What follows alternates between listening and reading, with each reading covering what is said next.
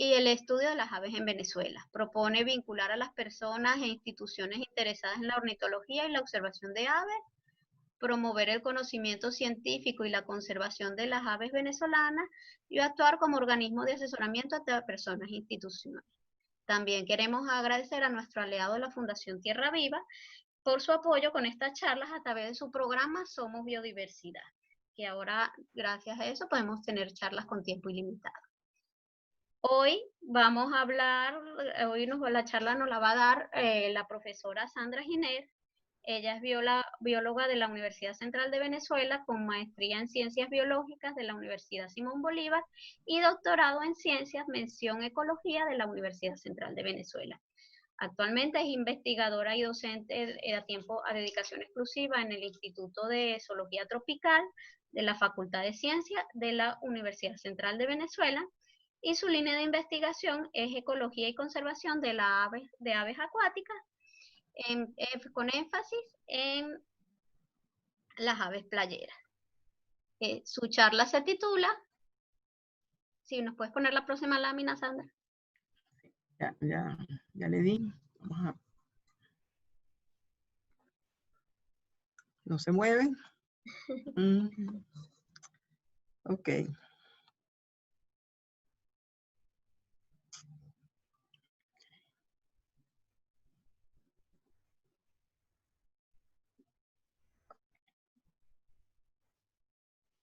Ahí está. Esta charla se titula Las aves playeras, sus hábitats y las amenazas potenciales para su conservación en humedales costeros en Venezuela. Adelante, Sandra. Bueno, buenos días a todos. Muchas gracias, Sandrita, por la presentación. Yo voy a tener mi video apagado durante la presentación para que fluya mejor el internet. Bueno, para empezar,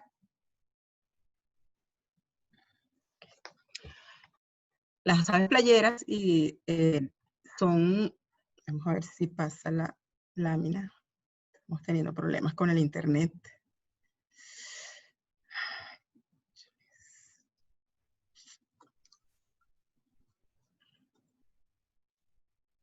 No pasa.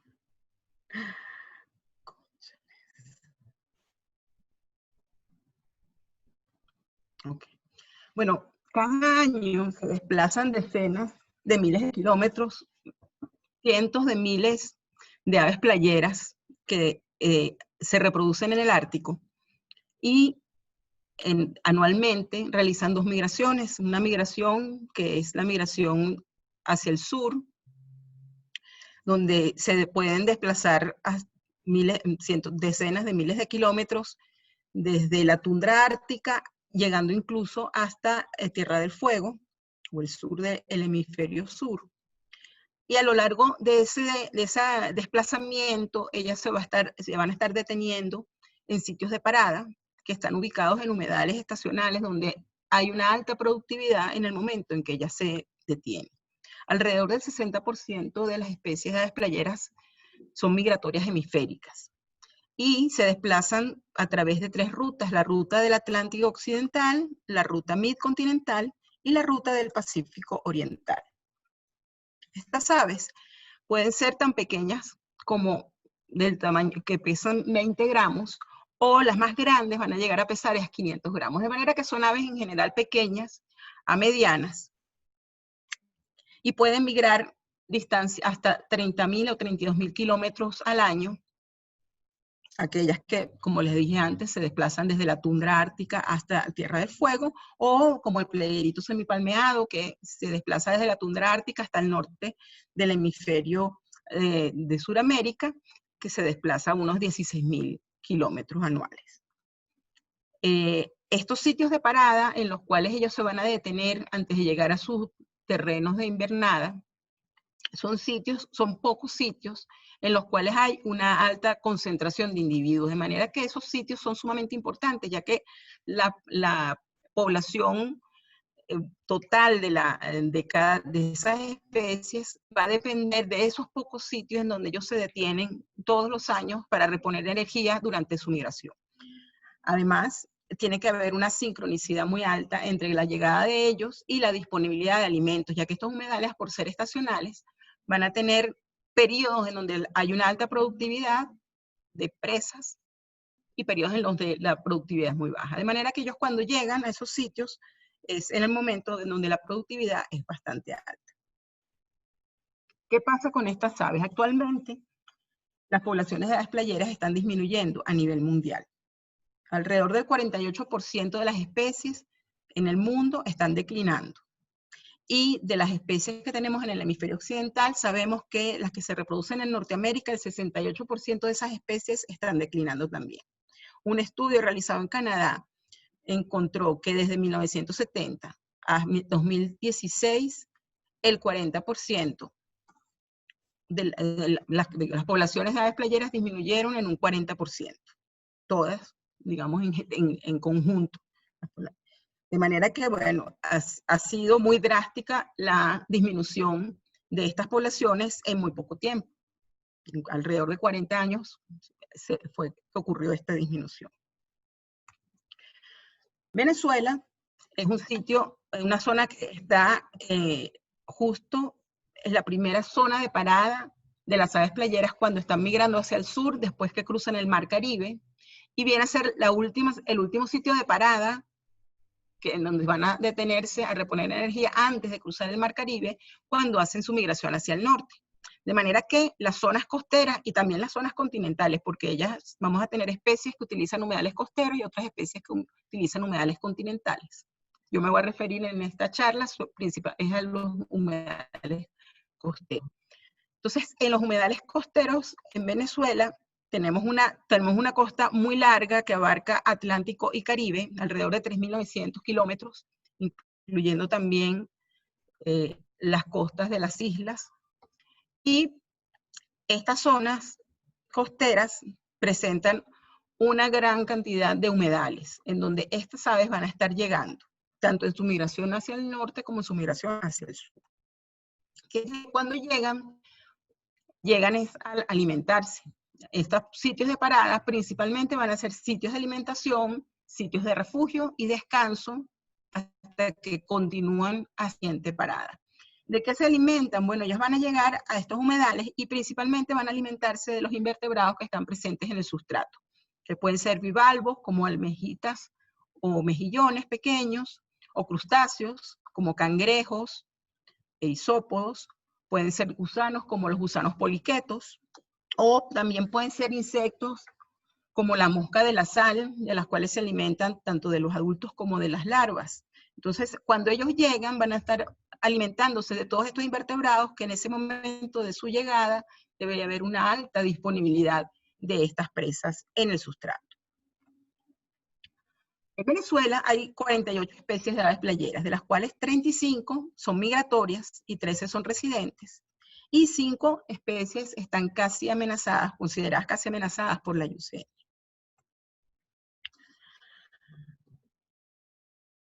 Las principales amenazas que tienen estas aves playeras son pérdida y degradación del hábitat, las perturbaciones humanas. Refiriéndonos a perturbaciones humanas es a las actividades que desarrolla el hombre en aquellos sitios en donde tenemos estas concentraciones de aves que van a generar entonces un desgaste de las aves ante la presencia del hombre. La cacería, en algunos países, esa es una actividad que todavía afecta a las aves playeras. La depredación, porque si nos fijamos en el gráfico donde mostraba la declinación de las aves playeras, pues los rapaces también están aumentando sus poblaciones. Mientras las playeras disminuyen, las aves rapaces, las poblaciones están aumentando y las rapaces son las principales depredadores de estas aves. Entonces, hay un problema grave por la depredación, sobre todo en los sitios de parada, si hay, digamos, disponibilidad de perchas para que las rapaces puedan visibilizar a las aves playeras y puedan capturarlas. Y el otro factor que está amenazando las aves playeras es el cambio climático. Puesto, si las aves playeras están usando ambientes que son costeros, en donde tenemos grandes extensiones de planicies con agua somera, pues el incremento del nivel del mar, que es una de las consecuencias del cambio climático, va a disminuir estos humedales. En la charla de hoy yo me voy a referir principalmente a la pérdida y degradación del hábitat, los tipos de amenazas y a las perturbaciones humanas.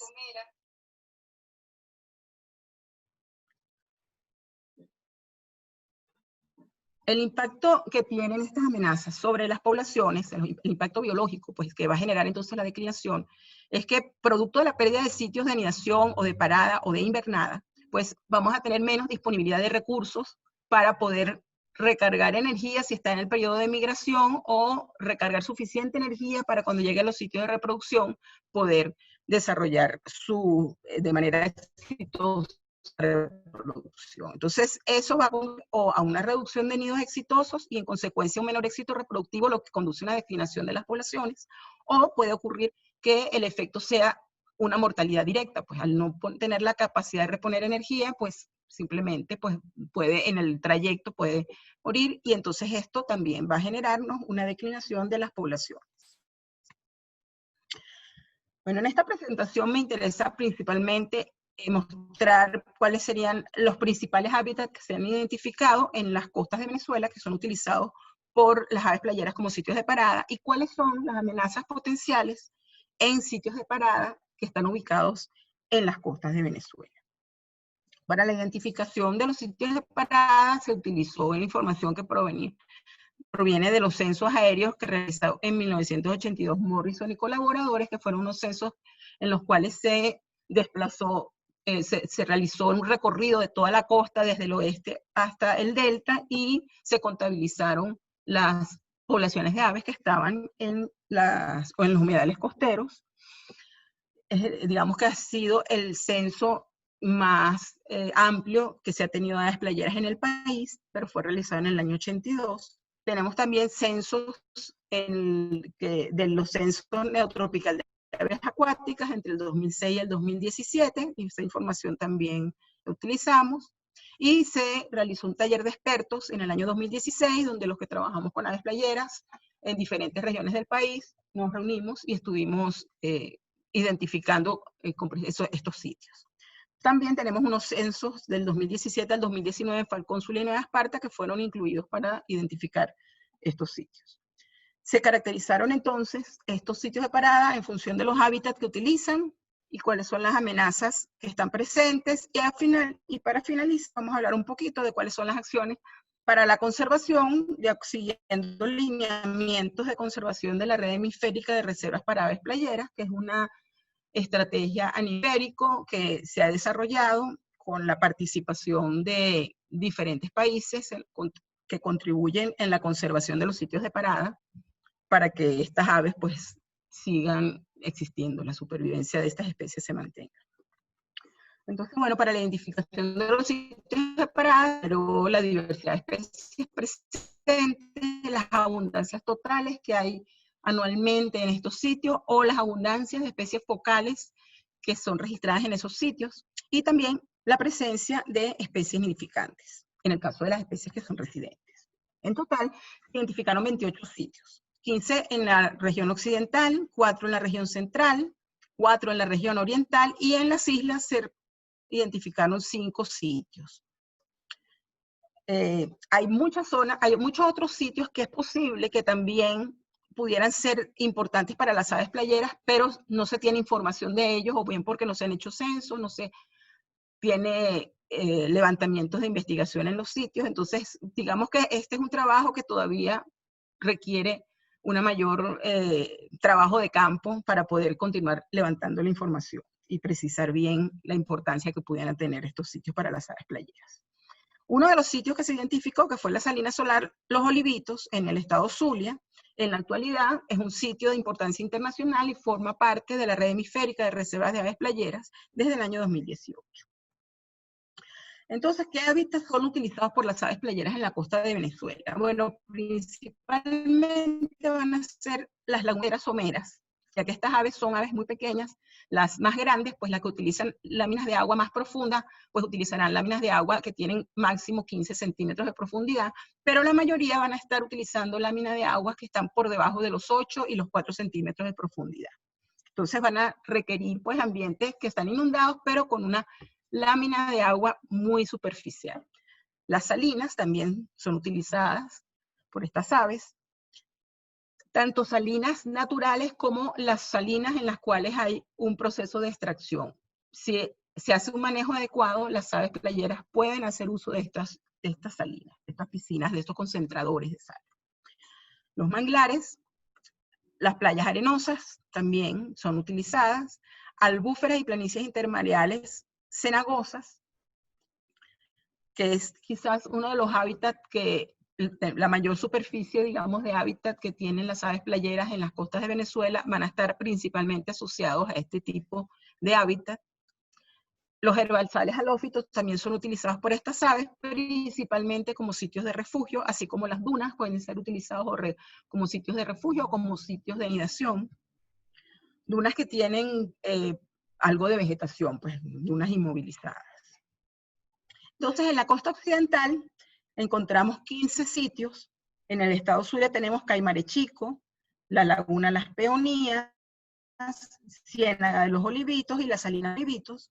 En el estado Falcón tenemos Azárida, Cauca, Punta Maragüey, Punta Caimán, Tacuato, Adícora, Laguna de Boca de Caño, Salinas de Sauca, Ciénaga de San Juan de los Cayos, Cuare y Morrocoy. Y en casi todos vamos a tener por lo menos dos hábitats, como en el caso de Caimarechico, que es Cuare Cuare tiene más. Okay. Como en el caso de Caimarechico, que lo que tiene son dos tipos de hábitat permanentes, que serían las playas arenosas y las planicies intermareales. Laguna Las Peonías es una laguna que tiene partes someras, que son utilizadas por estas aves, así como los manglares. Y en los demás, principalmente lo que vamos a tener es manglares y planicies intermareales. Las salinas en el caso de la salina solar de los Olivitos y en el caso de Sauca. Las dunas en el caso de la zona de la costa occidental del estado Falcón. Y en prácticamente todos vamos a tener manglares y planicies intermareales, y las plantas, lo que es el herbazal halófito va a estar presente en toda la costa, en todo lo que es la zona litoral de Venezuela, así que no lo estoy poniendo en cada uno de los sitios porque van a estar presentes en todos estos sitios. Y bueno, aquí podemos ver algunas imágenes en donde tenemos las playas, por ejemplo, de Caimarechico, llega con abundancia el playero pecho rufo y se alimenta, digamos, en la playa directamente. En el caso, por ejemplo, de Adícora, podemos observarlos en la playa o podemos observarlos también en planos intermareales que se observan en esa zona, y en esta figura en particular podemos verlos alimentándose en una pradera de fanerógamas cuando la marea baja, y ellas pueden entonces hacer uso de ese espacio. En Cuare, pues las planicies de lodazales que se forman cuando la temporada de sequía se acerca, son zonas de alimentación. Los manglares pueden ser zonas de refugio también y de alimentación, como es el caso de Punta Maragüey y en Morrocoy. Y aquí en las ciénagas de los Olivitos, cuando baja la marea, aparecen unas superficies muy grandes de zonas cenagosas, es donde van a estar ellas alimentándose.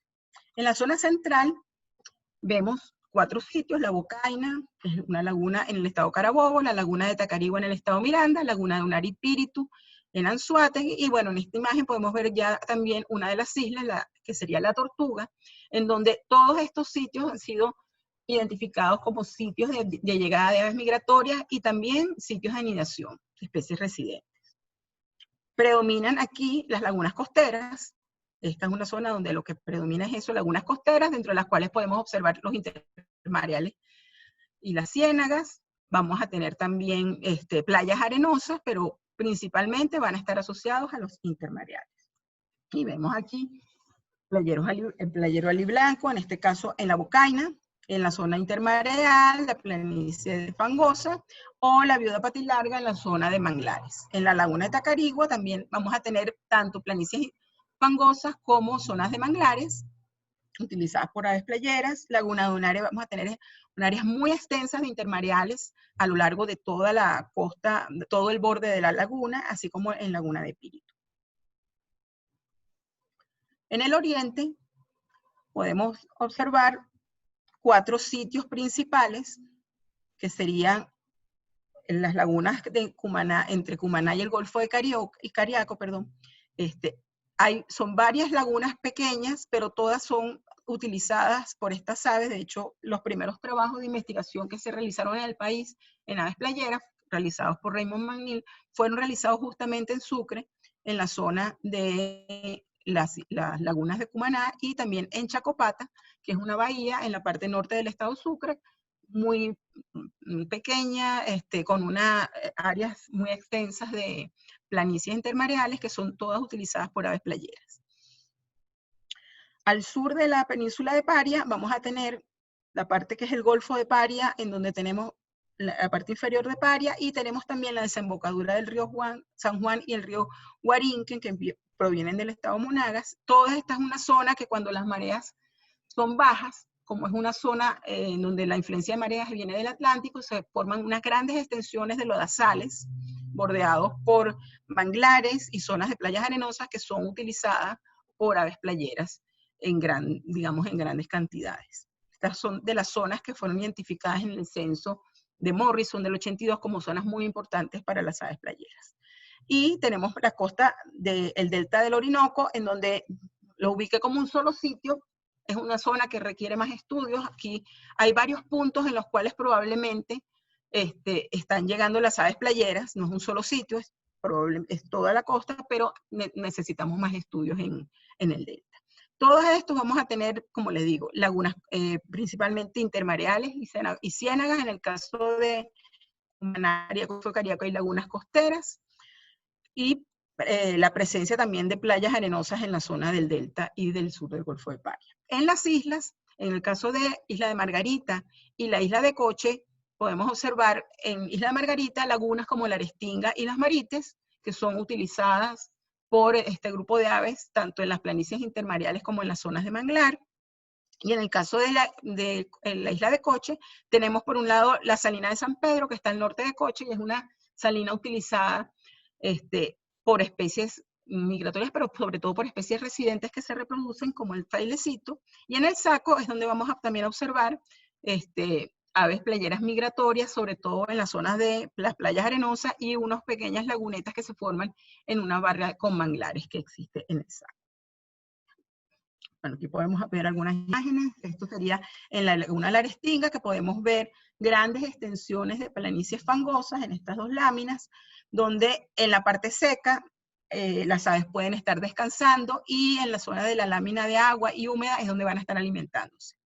En la salina de San Pedro en Coche podemos ver propiamente en la salina el frailecito va a estar alimentándose de los invertebrados que están en este hábitat, y podemos ver también el turillo alimentándose en las zonas donde están las plantas halófitas. En Laguna de Chacopata, pues bueno, planicies intermareales y las playas arenosas. Y en el delta de Macuro podemos observar grupos muy grandes. En este caso los observamos cuando comienza a subir la marea, que se refugian en las zonas de manglares. Para la identificación de las amenazas potenciales, utilizamos las categorías de Salavsky, que tiene una clasificación de las amenazas, y esto se aplicó solamente para 15 de los sitios identificados en el taller de 2016. Entonces eso es lo que yo les voy a presentar. Tenemos que hay 23 tipos de amenazas potenciales identificadas. Estas amenazas son asociadas a la pérdida o degradación del hábitat, que pueden ser por expansión de áreas urbanas y de turismo, por cambios en el régimen hidrológico, por la alteración de la salinidad, que también puede ser producto de modificaciones en el terreno que van a afectar entonces la salinidad, por el desarrollo de zonas de extracción minera, en este caso de extracción de sal, como por ejemplo en esta imagen. Esta es una imagen de la laguna de Sauca, que era una laguna que también se transformaba en salina cuando era la temporada de sequía, y la laguna fue completamente modificada y cambiaron todo digamos, todo el paisaje, y afectaron, digamos, en toda la extensión. Más adelante vamos a ver unas fotos más precisas de ella. La construcción de carreteras y canales también es una actividad que deteriora y destruye el hábitat, los humedales. La instalación de tendidos eléctricos también afecta a las aves playeras en estos humedales, la presencia de pastoreo o de ganadería en los sitios, y el desarrollo de la construcción de granjas camaroneras en hábitat que son de utilidad para las aves playeras, que son de alimentación de las aves playeras.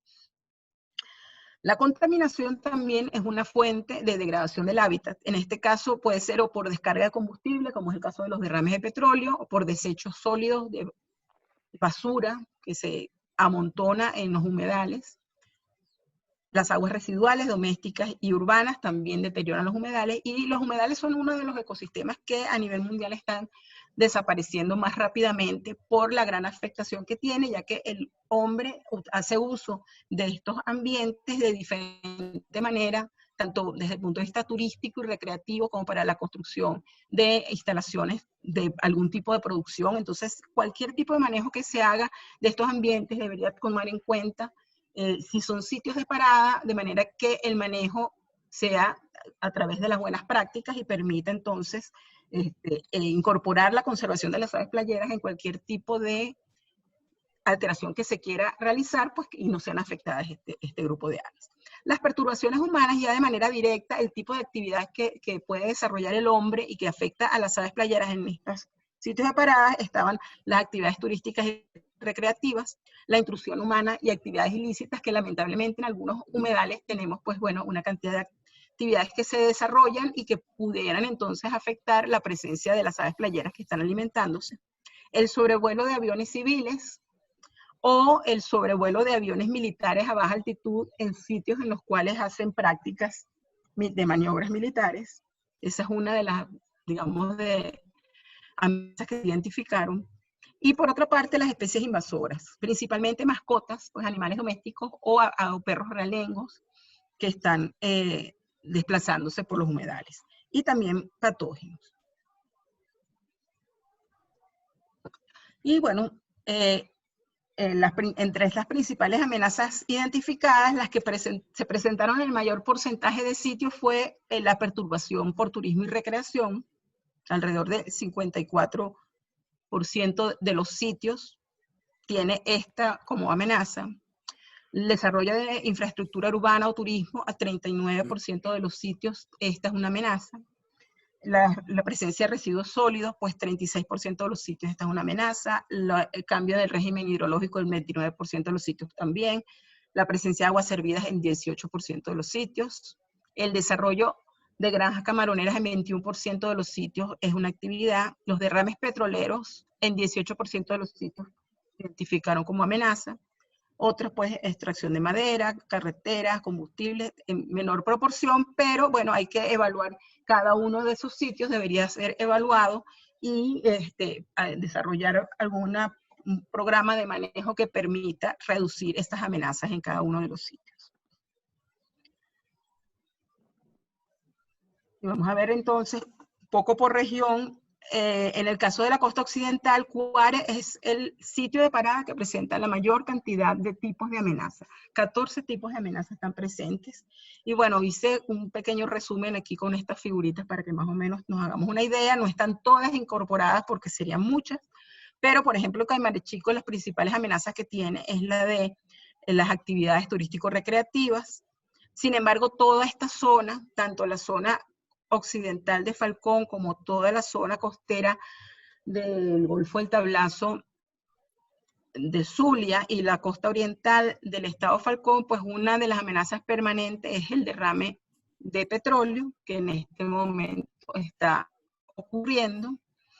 El desarrollo, digamos, de construcciones turísticas es una de las amenazas que está presente en las costas, en la zona de entre Adícora y también Laguna de Boca de Caño, también en Cuare y Morrocoy, la presencia del tendido eléctrico en Cuare, y los residuos sólidos pues están prácticamente en todos los sitios.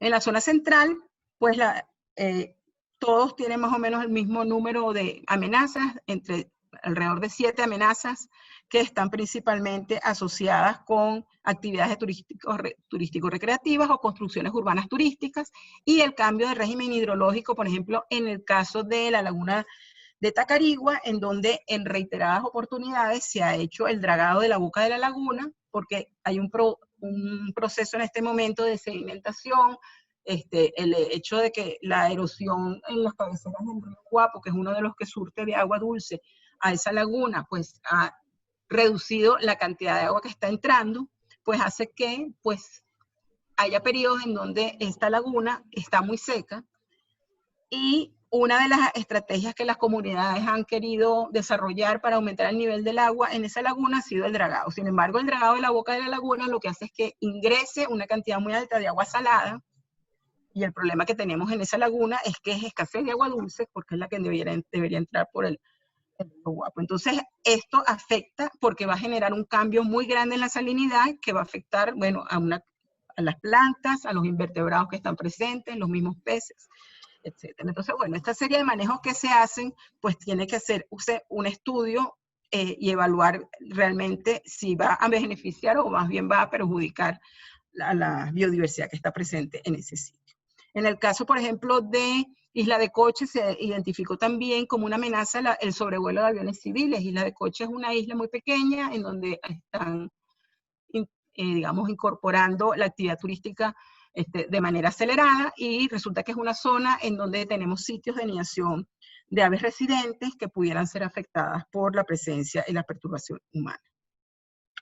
Y bueno, en la zona oriental, el análisis lo hicimos para Chacopata, para las islas de Coche y Margarita, y bueno, encontramos que bueno, las lagunas en la isla de Margarita es la que tienen mayor número de amenazas, tienen alrededor de 11 amenazas, que incluyen construcciones urbanas y turísticas, aguas residuales, desechos sólidos. Bueno, desechos sólidos están casi todos el problema de los perros sueltos, es decir, tenemos muchos perros realengos y esos perros pueden afectar de dos formas. Si son especies residentes, pueden afectar cuando es la temporada de anidación, y entonces los perros pudieran intervenir en los nidos, o también perseguir a las aves cuando ven grandes cantidades de aves, corretear, que corretean esas aves tienen que levantar vuelo, y es un desgaste de energía que, bueno, no contribuye pues a que estas aves rápidamente repongan la energía necesaria para continuar las migraciones.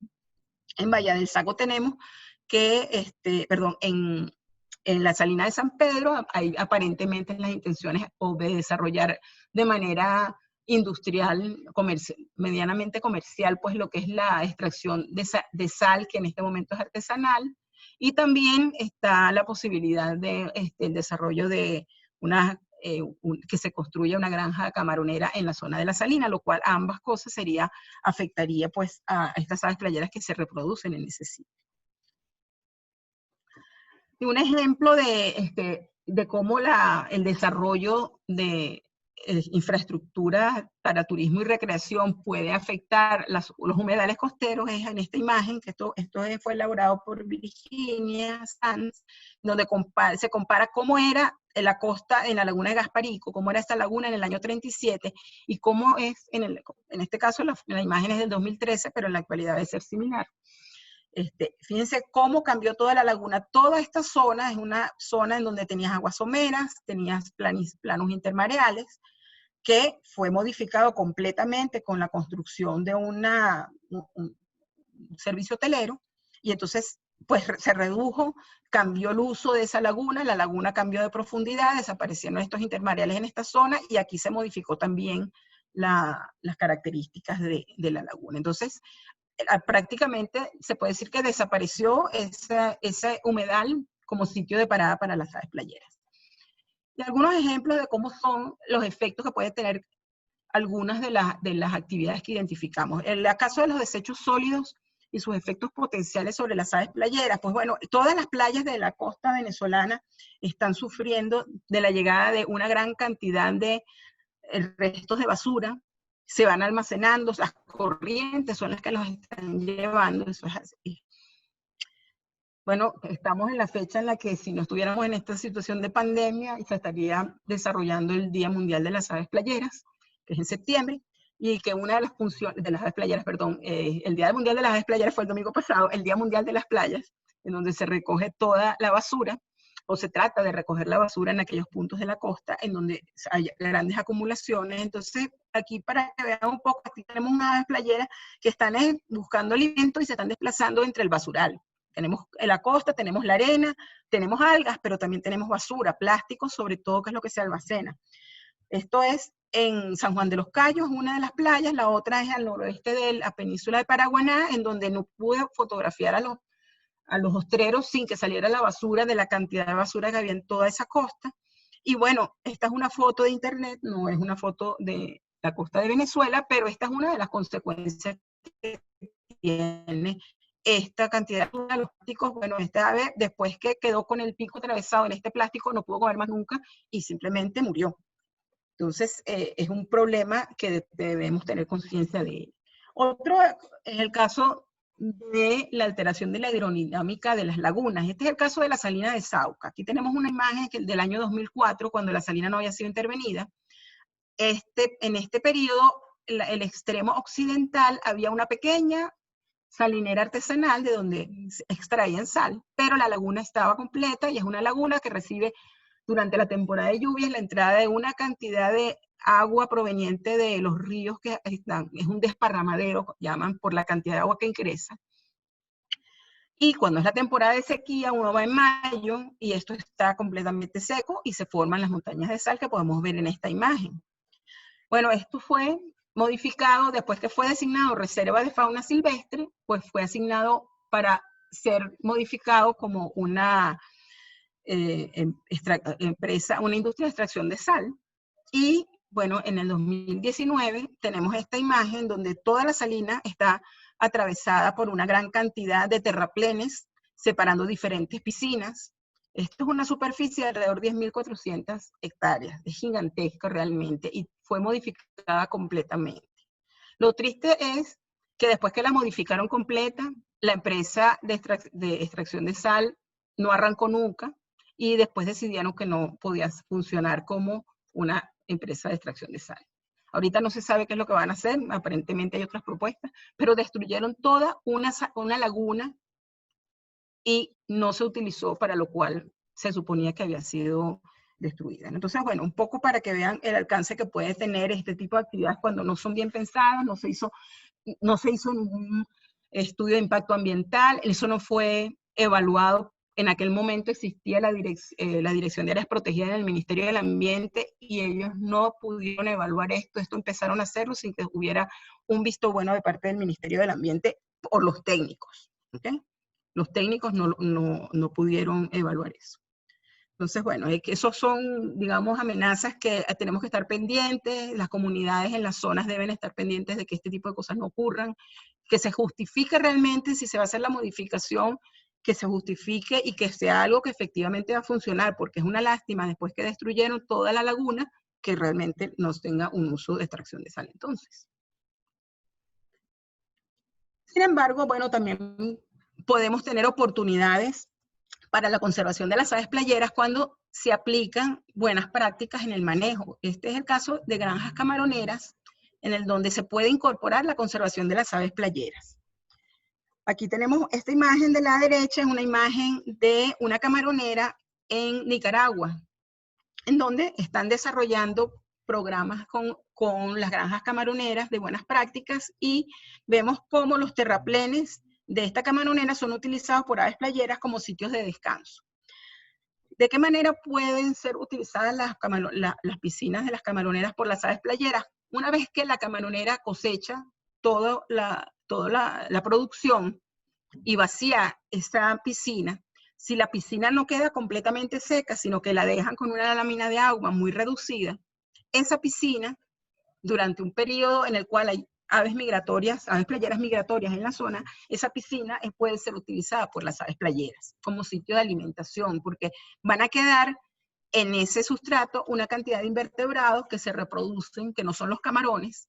Ahí van a haber poliquetos, otros crustáceos, pequeños, cualquier otro tipo de, o bien crustáceos o bien moluscos o poliquetos que pudieran estar desarrollándose en ese sustrato y van a funcionar como fuente de alimento para que estas aves que están reponiendo la energía para continuar su migración puedan alimentarse. La foto de la izquierda son fotos que tomé en una granja camaronera en la costa occidental de Falcón, en donde en este momento, pues bueno, hay una serie de camaroneras que han sido ya desarrolladas, ya fueron, digamos, establecidas las piscinas, en donde vemos que efectivamente las aves playeras están haciendo uso. Esto fue en otoño, en la migración de otoño, es decir, la migración entre agosto y noviembre, que las aves playeras estaban pasando y hacían uso entonces de las piscinas de las granjas camaroneras.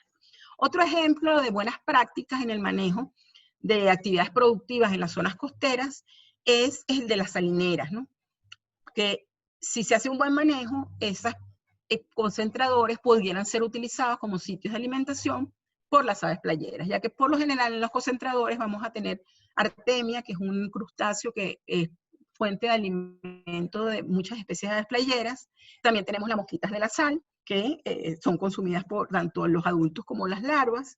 Entonces, si hay un buen manejo, si se contempla dentro del manejo que hacen en la salinera, del manejo de producción, se contempla y se incorpora la conservación de las aves playeras, puede ser entonces una alianza muy buena para conservar sitios que son sitios de parada de aves playeras. Entonces, este es el ejemplo que les estoy poniendo de la empresa salinera Produsal en el estado Zulia.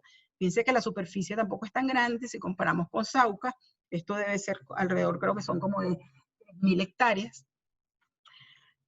Y los concentradores son utilizados por más de 100.000 aves playeras al año que llegan en grandes bandadas y están llegando tanto en la migración de otoño, que es entre agosto y noviembre, como en la migración de primavera, que va a ser entre febrero y marzo.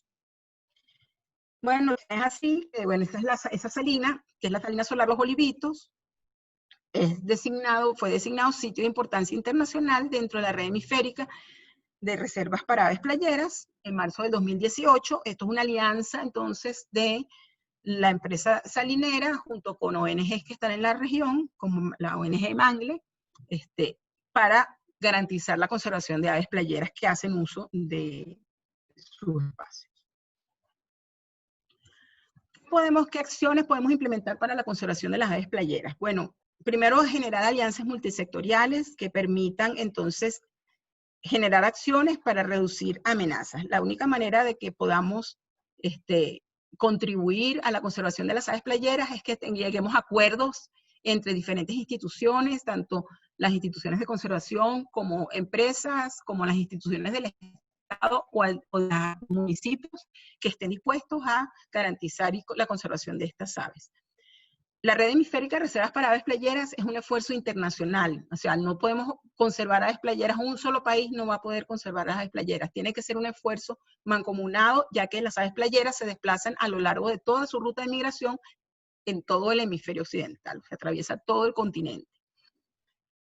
Las alianzas con organizaciones que estén asociadas con programas de reconocimiento y certificación de buenas prácticas que pueden ser parte, digamos, de la marca, o bien en el caso de empresas de producción de camarones o de producción de sal. Eso pudiera ser un plus para esa empresa de producción. Entonces, eso es otra actividad que se está planificando, que se está tratando a nivel internacional de proponer, que es las certificaciones de buenas prácticas como una estrategia de conservación. Lo otro, capacitar y concientizar a las comunidades para fomentar el apoyo y reconocimiento de las aves playeras y los humedales para su conservación. Eso es algo en lo que hemos venido trabajando desde hace varios años, haciendo talleres, proporcionando información no solamente a las comunidades, sino también a los funcionarios ambientales de las zonas. Formar y capacitar funcionarios, ya sea de alcaldías, gobernaciones, direcciones ambientales regionales y locales que estén asociadas con la conservación de los humedales, fortalecer capacidades vinculadas con la conservación de aves playeras, pero ya en este caso los agentes encargados del cumplimiento de la ley. Ese es el trabajo que todavía tenemos que hacer, que con los guardaparques se ha trabajado algo, pero sobre todo con abogados y jueces que se enteren en el caso de los que tienen que ver con la parte ambiental, la importancia que pueden tener los sitios de parada de las aves playeras. Fortalecer leyes y políticas para reducir riesgos de contaminación, bien sea por residuos sólidos, por aguas servidas, por derrames petroleros, y desarrollar estrategias para su prevención y mitigación, que funcionen las instituciones que tienen la responsabilidad de prever y de mitigar cuando se producen este tipo de acciones, que bueno, lamentablemente estamos viendo que eso hay que trabajar, hay que fortalecer eso. promover procesos de manejo de agua coordinado y optimizado para mantener hábitats de humedales, ya que en este país normalmente las cuencas no son manejadas como una cuenca en su conjunto, sino que por donde va pasando el río hay diferentes tipos de uso y eso va afectando a todos los que están aguas abajo. Eso por lo menos en el caso del Refugio de Fauna Silvestre Cuare, ha afectado, ha incrementado la salinidad porque cada vez está llegando menos agua dulce, siendo Cuare un estuario, entonces la afectación de las cuencas aguas arriba afecta a estos humedales. Elaborar políticas públicas, regulaciones y directrices para el acceso de los hábitats utilizados por las aves playeras y limitar el acceso a vehículos todoterreno para reducir la perturbación de las aves. Esto es sobre todo en las zonas de recreación, o sea, parece mentira, pero bueno, esos recorridos en las motos de 3 ruedas, en las zonas de playa, pues eso afecta a las aves, y si es una zona de anidación es mucho más grave todavía porque afecta a los sitios de anidación, puede pasar por encima de los nidos o sobre los pichones. Actividades como por ejemplo el kitesurf o el windsurf, aunque parezca mentira, también puede afectar porque si están pasando muy cerca de la orilla, en las zonas donde tenemos grandes concentraciones de aves playeras, pues van a hacer que levanten vuelo cada vez que pasan y eso va a contribuir a un desgaste de energía que requiere que entonces las aves pasen más tiempo del necesario para reponer la energía y continuar su migración. Bueno, esto era lo que quería mostrarles en cuanto a los sitios de parada y sus hábitats y las amenazas que tenemos en la costa de Venezuela.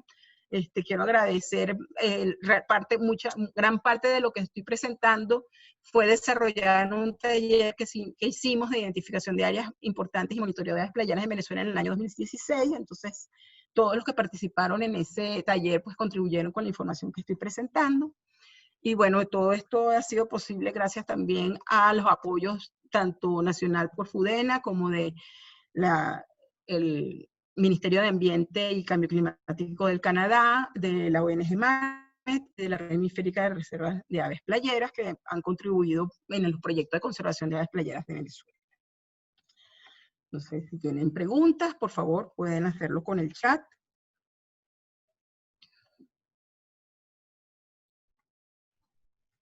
Gracias, Sandra. Bueno, les recuerdo que está abierto el chat para que escriban sus preguntas.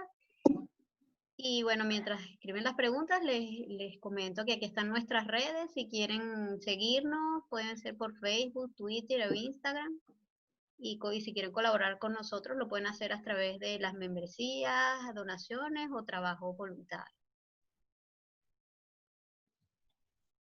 Gaiskale Garay está comentando que el Día Mundial de las Playas sería el próximo 19 de septiembre. Sí, en este mes, lo que no sé es cómo van a desarrollarlo porque con la situación actual de pandemia creo que van a hacer actividades muy puntuales, es lo que tengo entendido, ¿no? Pero... Janet Noubel pregunta, ¿en qué países cazan playeros? ¿Para qué? ¿Los comen? Sí, bueno, fíjate, en Guyana hacen una actividad que curiosamente se llama birding, que uno pensaría que ese nombre es que salen a ver aves y no es así. Es una actividad en la que colocan como una especie de trenes como de anzuelos en el suelo donde ellas están comiendo y las capturan para comérselas. Y en las islas del Caribe hay algunas islas, creo que era Guadalupe, en donde tenían la actividad de cacería de aves incorporaba aves playeras. Creo que eso a raíz de justamente cazaron a un ave que tenía, no me acuerdo si era un geolocalizador o un radio satelital, que se llamaba Hope, creo que era que se llamaba, le habían bautizado a un chorlo real. Lo cazaron y a raíz de eso, como estaba anillado y tenía banderita y creo que tenía radio o geolocalizador, se hizo toda una campaña en esa isla y creo que se logró que por lo menos sacaran a las aves playeras de la lista de animales de caza. Pero no sé si en otras islas continúa, digamos, ese tipo de actividad, pues, que yo no la puedo llamar deportiva, pero quien la llama así. Entonces es allí. Pero fíjate que en Guyana sí las cazan para alimentarse de ellos. Es un problema en Guyana Inglesa.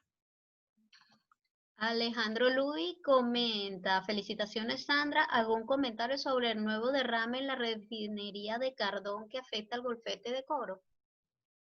Sí, bueno, eso la información la tuve fue hoy, estoy todavía tratando de averiguar bien, pero es gravísimo porque nosotros tenemos identificado justamente en la costa occidental del estado Falcón, por lo menos mínimo 4 sitios en donde están llegando miles de aves playeras durante el periodo de migración, dentro de las cuales están llegando poblaciones del calidris Canutus rufa, que es dentro de los grupos de aves playeras del hemisferio occidental, la especie que tiene más problemas en la actualidad, la que tuvo una declinación altísima entre los años 90 y 2000 algo, 2006, y que comenzaron pues a hacer, digamos, a tratar de rescatar esa especie, pero esa es la especie que en la actualidad, de todas las que están casi amenazadas, esa es la que tiene mayor problema. Y esa zona es una zona de llegada de esa especie, así que es gravísimo.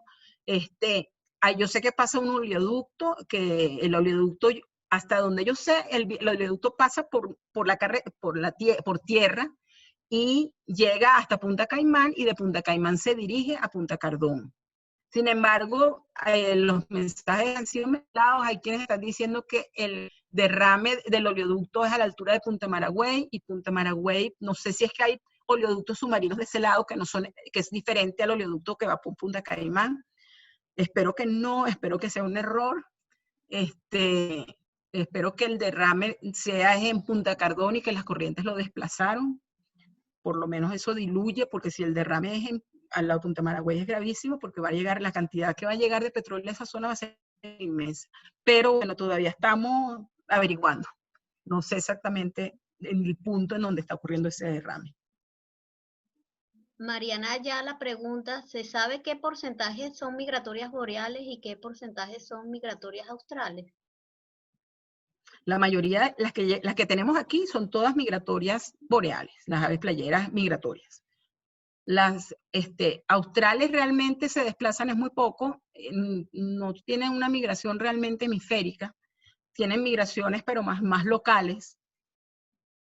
Entonces, no llegan, o sea, no migran desde el sur hasta el hemisferio norte, no, eso no ocurre. Y las que están en Venezuela, todas las que llegan son migratorias boreales. Hay unas que son migratorias, lo que le llaman migratorias intratropicales, que se desplazan, digamos, tienen movimientos entre sitios de reproducción y sitios no reproductivos, pero su desplazamiento es en el trópico, entonces pasan a ser residentes, pues. O sea, a pesar de que tienen esos movimientos, ellas se reproducen aquí. Por ejemplo, el playerito pico grueso, el frailecito, el playero, el turillo, todos ellos tienen migraciones intratropicales, pero en Venezuela se reproducen. Y uno puede verlos los vemos en ciertas épocas del año en un sitio y en otras no. Abigail Castillo, del Ministerio del Poder Popular para el Ecosocialismo, pregunta, ¿se conoce en el caso venezolano algún evento de mortandad directa como consecuencia de algún impacto biológico sobre las poblaciones de aves playeras? Bueno, directamente no tenemos registros, pero tampoco hay tanto levantamiento de información en campo como para que uno pudiera decir efectivamente tenemos una mortandad o no tenemos mortandad. Los sitios de parada, la mayoría de los sitios de parada son sitios que usualmente, digamos que no son de fácil acceso. Por ejemplo, estos de la costa occidental de Falcón son sitios que no son de fácil acceso. Entonces ahí llegan grandes cantidades, pero no hay mucha gente que va a hacer conteos en esa zona. Entonces tenemos, la escasez que tenemos es escasez de ornitólogos o de investigadores que vayan al campo y hagan los conteos. Por ejemplo, en Caimarechico no se hacen censos de aves playeras como desde los años, grandes censos, por ejemplo, de los años 70. Después se hicieron algunos censos de aves acuáticas, pero después, por la inseguridad dejaron de hacerse censos en esa zona. Pero hemos tenido los registros, yo he tenido registros de aves playeras manchadas por petróleo. Yo tengo fotos tanto en Punta Maragüey como en Punta Caimán, playeros petrolados. Claro, las manchas no está totalmente petrolado, sino que tiene manchado el vientre o la cabeza, porque a diferencia de las aves que son zambullidoras, que ellas son las que se sufren más de petroleada, cuando se zambullen dentro de una mancha, en el caso de las aves playeras, la mayoría de las manchas son cuando están caminando sobre el agua que tiene petróleo, y entonces se manchan en el vientre. Y si se mancharon en la cabeza es porque metieron la cabeza para buscar alimento, ¿no? Entonces, digamos que, por ejemplo, las alas, las que yo he visto manchadas no las he visto con las alas manchadas, que sería el principal problema cuando están petroladas, porque entonces no pueden ni volar. Pero eso, de todas formas, a la larga va a conducir a afectación, porque cada vez que ya se acicalan con el pico, van a consumir ese petróleo que está, la mancha de petróleo que tienen, bien sea en las plumas de la barriga, en las plumas del pecho, y eso, cada vez que se lo tragan, pues eso es tóxico. Eso es tóxico y conduce a digamos, a problemas a nivel de tejidos y a nivel inmunológico, que a la larga, pues se traduce, pues, o bien en menor posibilidad de reproducción o bien en la mortalidad. Eva hace un comentario, te felicita por la charla y dice que en la laguna de Copey, en la entrada de Carúpano, se estuvieron haciendo monitoreos por varios años por parte del profesor Gedio Marín de la Universidad de Oriente Cumaná y el Ministerio del Ambiente. Es un proyecto de la bióloga Aurora Sanz de diversidad biológica. Lastimosamente, ambos monitoreos se paralizaron desde hace algunos años. Efectivamente, ese era un proyecto que tenía el Ministerio del Ambiente, que era muy bueno porque además ellos censaban 4 veces al año. Ese proyecto empezó en el 2006 y se paralizó en el 2012. Entonces tenían 4 periodos en el año en el que hacían censos, y en Sucre, bueno, Gedio participaba con ellos en esos censos, ¿no?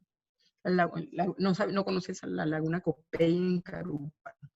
En esa laguna, ellos censaron también en Chacopata, y en la costa también, en Anzoátegui también. Pero bueno, ese es un proyecto que después del 2012 más nunca lo continuaron, y lo más triste es que esa información está ya en el ministerio, pero no hay disponibilidad de ella. O sea, uno puede pedir la información y pueden dártela, pero digamos no está publicada. ¿Ves? Entonces, a veces es cuesta arriba y tienen información muy importante. Esa es una información valiosísima del Ministerio del Ambiente. Aprovechando que hay un funcionario del Ministerio del Ambiente para que tome en cuenta eso. Que esa información existe y está en diversidad biológica. Alberto Blanco pregunta, hoy leí un término al que le decían a las aves migratorias boreales como aves migratorias neotropicales. ¿Ese término es válido? Bueno, es que un poco, a ver, es válido porque también llegan al neotrópico. O sea, realmente no son aves, no todas ellas se van a reproducir en el neotrópico. Tenemos aves playeras que, como les digo, tienen migraciones intratropicales que se reproducen en el trópico. ¿Ok? Pero digamos que estas aves están usando el neotrópico. Se reproducen en el Ártico, pero se desplazan al neotrópico para sobrevivir. Entonces también son aves neotropicales. Parte de su área de distribución es el hemisferio sur, que es donde está el neotrópico. Así que sí es válido. Eva hace otro comentario, dice, también debo agregar que dentro de las amenazas en estos monitoreos detectamos en los últimos monitoreos que las comunidades aledañas se estaban alimentando de las aves migratorias, pero no llegamos a determinar el grado de esta amenaza. Repíteme, por favor, porque me perdí en algo. También debo agregar que dentro de las amenazas en estos monitoreos detectamos en los últimos monitoreos que las comunidades aledañas se estaban alimentando de las aves migratorias, pero no llegaron a determinar el grado de amenaza, pero no sé qué aves migratorias, yo supongo que son las aves migratorias playeras. Las playeras, pero eso fue donde, en Carúpano, en la laguna Copey. Es la misma persona de... no sabía eso. ¿Y esa información la tendrá Gedio o la tiene Cascales? No sé. Me gustaría si me pueden dar la información, o sea, o en todo caso, si hay alguna información, porque yo sé que Gedio hizo un trabajo pero de consumo, pero creo que, no sé si eran las lagunas, no era de aves playeras, ¿no? Bueno, le voy a preguntar. Es interesante saber eso, porque yo he estado averiguando justamente hubo un año que estuve preguntándole a la gente que trabajaba con aves playeras en diferentes partes del país si había consumo, y hasta donde me dijeron no había consumo de aves playeras. Pero bueno, la situación ha cambiado y ahorita la necesidad también apremia. No sé si será reciente. Carlín Ferreira del MINEC pregunta, ¿con la pandemia que está ocurriendo a nivel mundial, estas aves migratorias han aumentado o han disminuido su migración? Bueno, yo creo que no ha afectado la migración. Lo que puede en todo caso afectar es que a lo mejor hay sitios en donde usualmente había mucha gente y ahorita hay menos gente, y entonces son menos perturbadas, ¿no? O sea, digamos que las aves playeras están haciendo sus migraciones como todos los años las hacen, independientemente de la pandemia, porque no tiene nada que ver con ellas, ¿no? Habría que evaluar, pues, a posteriori, en aquellos sitios en donde usualmente, en estas fechas, que es la fecha de migración, pues, hay grandes cantidades de personas en la costa, en zonas que son de turismo, por ejemplo, a evaluar qué ha pasado en esos sitios, si no hubo gente, cómo fue el comportamiento. Pero eso en este momento todavía estamos, como quien dice, está ocurriendo. Probablemente para el año que viene se tenga más información. En aquellos sitios en donde se ha podido salir y hacer censos, que no en todas partes. Aquí nosotros no hemos vuelto a salir a hacer censos. Íbamos a salir a hacer censos en la migración de otoño, pero con la situación que estamos pasando ahorita no. Entre otras cosas, la dificultad de conseguir gasolina y el riesgo de contagio. Pero bueno, hay zonas en Norteamérica y zonas en Europa donde la gente sí ha podido hacer algunos conteos. Han salido y han hecho conteos de aves playeras. Bueno, ya no hay más preguntas, muchos agradecimientos, y Janel Nubel comenta que hace algunos años oí que mataban flamencos para comer pechuga. Bueno, sí hubo, bueno, hubo unas denuncias y creo que metieron personas presas en San Juan de los Cayos. Bueno, no sé si en San Juan de los Cayos, mentira, en la Reserva de Fauna de Tucurere, no sé de cuál de los poblados eran, creo que no estoy segura si era San Juan de los Cayos o Bucaramanga, pero sí hubo gente que, creo que eran muchachos más bien, no eran tampoco adultos por lo que supe, que estaban cazando, bueno, los cazaban con papagayos que les ponen, en el momento que están volando lanzan el papagayo creo que tiene un anzuelo o algo, y entonces las enganchan y las capturan. No sé realmente si fue para consumo, porque cuando yo estuve en San Juan de los Cayos estuve preguntándole a la gente de la comunidad y las mismas maestras me decían que eso fue pura maldad porque no fue para consumo. Pero es lo único que sé realmente. Pero sí ha habido, en Zulia también hubo una denuncia acerca de eso. Pero no es algo tampoco tan frecuente, afortunadamente. Bueno, ya no hay más preguntas. Muchas gracias, Sandra, por tu charla. Y bueno, nos Muchas gracias vemos a el ustedes. próximo miércoles en esta misma hora.